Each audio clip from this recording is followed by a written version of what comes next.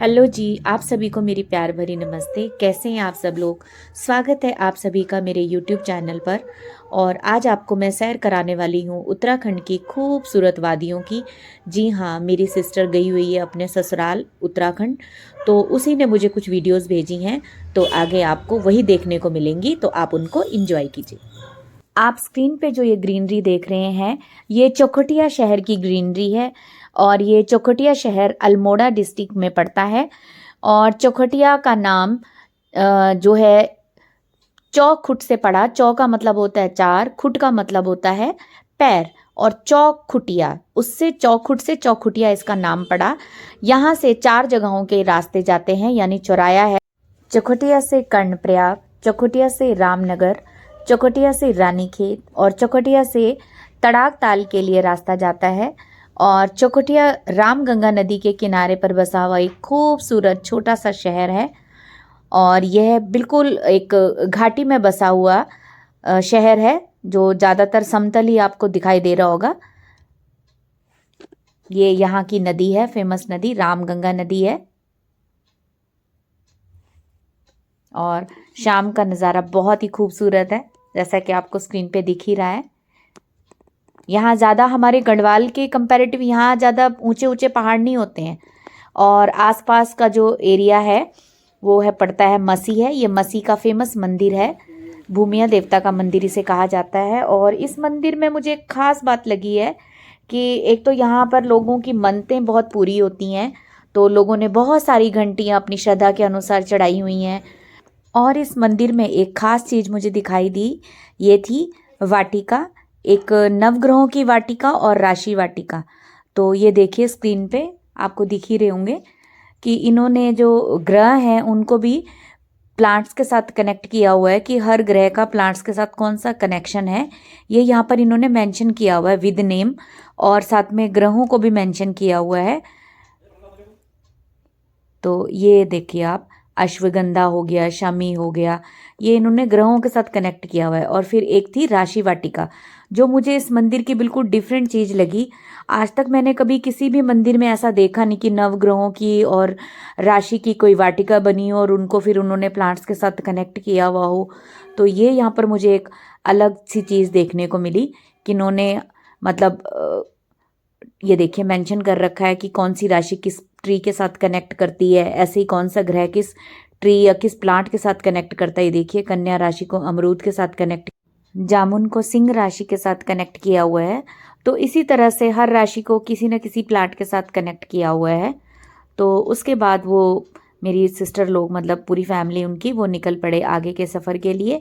और आगे का सफ़र उनका था चौखुटिया से लेकर और आगे कर्णप्रयाग वाली रोड पर जाना, जो आदि बद्री वाली रोड है, वहाँ से होते हुए ये लोग पहुँचे कर्णप्रयाग। अभी ये आदि बद्री वाली रोड ही है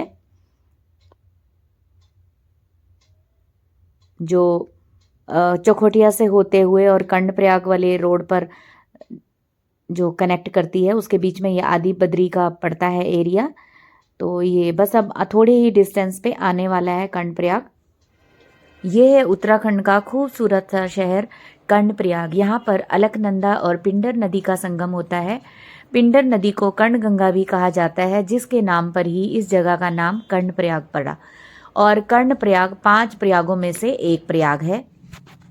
और कर्णप्रयाग के बाद उनका सफ़र आगे की तरफ बढ़ा और सफ़र में आगे बढ़ते बढ़ते वो लोग पहुँच गए थे धारी माँ के मंदिर में। हैं? रुकती है। और ये है उत्तराखंड के प्रसिद्ध मंदिरों में से एक मंदिर, माँ धारी का मंदिर। माँ धारी देवी का मंदिर दक्षिण काली को समर्पित है। माँ धारी देवी एक ऐसी देवी हैं जिसे चारों धामों की रक्षक देवी कहा जाता है। और ये लोग धीरे धीरे सफ़र में आगे बढ़ते हुए आगे बढ़ रहे थे मंदिर की ओर। ये पैदल रास्ता बना हुआ है जो बहुत ही खूबसूरत है, एकदम चौड़ा है और बहुत ज़्यादा चढ़ाई भी नहीं है। और ये अब मंदिर में पहुंच गए थे। और ये जो मंदिर का गैलरी है ये वाली, ये बहुत ही सुंदर है, देखने में बहुत अच्छी लगती है। इसके दोनों तरफ से आप देखो तो नदी दिखाई देती है, नदी के ऊपर, क्योंकि ये बना हुआ मंदिर है। तो यहाँ से नज़ारा चारों तरफ का बहुत खूबसूरत दिखाई देता है। धारी की देवी दिन में 3 रूप बदलती हैं, सुबह कन्या का, दिन में युवती का और शाम को वृद्धा का।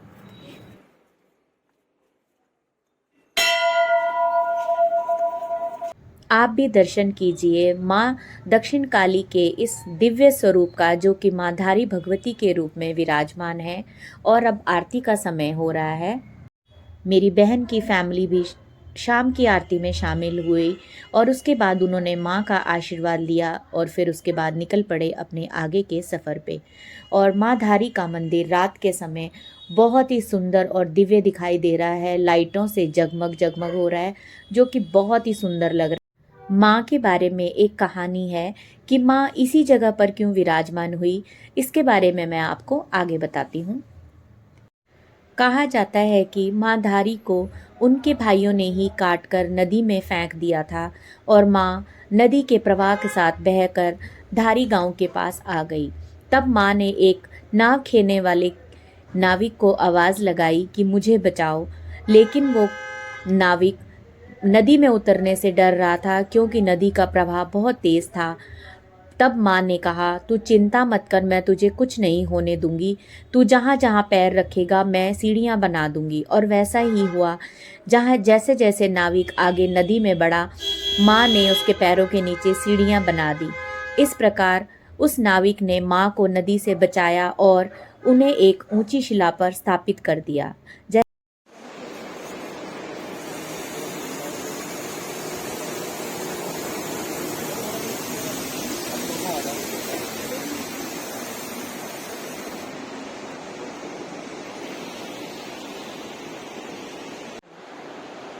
आजकल पानी बढ़ गया है। वहाँ पे क्या स्नान करने के लिए था? स्नान करने के लिए था।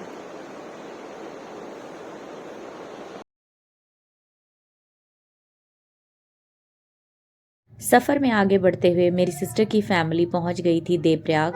और देवप्रयाग रात में बहुत ही सुंदर, बहुत खूबसूरत लग रहा था। पूरे पहाड़ों पर, आप तो जानते ही है पहाड़ में अगर रोशनी चमकती है तो पहाड़ कितने खूबसूरत दिखते हैं। ये पूरा देवप्रयाग इतना खूबसूरत और संगम तो बहुत ज़्यादा खूबसूरत लग रहा था रात में। तो आज की वीडियो को इतना ही रखते हैं, क्योंकि उसके बाद तो मेरी सिस्टर सो गई थी और वो वीडियो नहीं बना पाई।